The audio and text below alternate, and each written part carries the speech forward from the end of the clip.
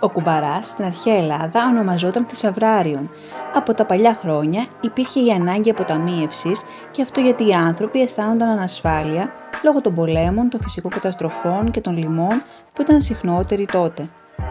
Οπότε αποθήκευαν ή αποταμίευαν ώστε να έχουν στο μέλλον για μια ώρα ανάγκης. Η 31η Οκτωβρίου καθιερώθηκε ως Παγκόσμια ημέρα αποταμίευσης ως ανάμνηση της ίδρυσης του Διεθνούς Ινστιτούτου Ταχυδρομικών Ταμιευτηρίων που πραγματοποιήθηκε στο Μιλάνο στις 31 Οκτωβρίου του 1924. Οι κουμπαράδες του Ελληνικού Ταμιευτηρίου κυκλοφόρησαν πρώτη φορά το 1934. Γιατί όμως οι περισσότεροι κουμπαράδες έχουν το σχήμα γουρουνιού? Οι πιο συνηθισμένοι κουμπαράδες έχουν τη μορφή ενός μικρού γουρουνιού. Υπάρχουν πολλές εκδοχές γύρω από το συμβολισμό. Μία από αυτές λέει ότι ήταν σύμβολο αυθονίας, εγκράτειας και αποταμίευσης, γιατί οι αγρότες σε χώρες όπως η Αγγλία, η Γαλλία και η Γερμανία συνήθισαν να κρατούν ένα γουρουνάκι ώστε να μπορούν να το πουλήσουν σε μια ώρα οικονομικής ανάγκης. Κάποιοι άλλοι υποστηρίζουν ότι όλα ξεκίνησαν στην Κίνα, όπου το γουρούνι είναι σύμβολο πλούτου. Σε μουσείο της Ινδονησίας εκτίθεται πύληνος κουμπαράς γουρουνάκι που χρονολογείται τον 14ο με 15ο αιώνα. Αν και στις μέρες μας έχει εκλείψει ο πατροπαράδοτος τρόπος αποταμίευσης, είναι μια καλή συνήθεια και για μικρούς και για μεγάλους.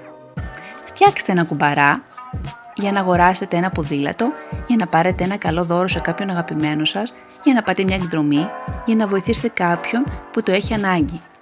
Ας βάλει ο καθένας το δικό του προσωπικό στόχο. Αν βάζουμε το ελάχιστο ποσό ημερησίως, θα εκπλαγούμε ευχάριστα από το αποτέλεσμα ανοίγοντας ή σπάζοντας το κουμπαρά μας μερικούς μήνες αργότερα.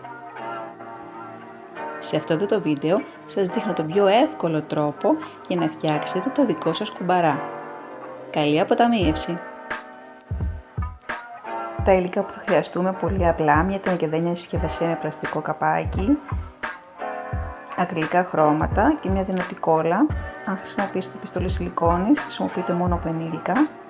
Αφού βάψουμε τα τενεκεδάκια, μετά ζωγραφίζουμε με την αντίστοιχη παροιμία αποταμίευσης, μάζευε ασύν και ρόγες. Οπότε έχουμε ζωγραφίσει το σταφύλι με τις ρόγες και μια άλλη εκδοχή, φασούλι το φασούλι γεμίζει το σακούλι και έχουμε στολίσει με φασόλια. Ελπίζω να σας άρεσε η ιδέα αυτού του γρήγορου και εύκολου κουμπαρά. Στο τέλος του βίντεο θα σας αφήσω παροιμίες σχετικά με την αποταμίευση και σας προτείνω να φτιάξετε και εσείς το δικό σας κουμπαρά. Αν σας άρεσε το βιντεάκι μου, μην ξεχάσετε να κάνετε εγγραφή, να πατήσετε like και να το μοιραστείτε με τους φίλους σας. Γεια σας!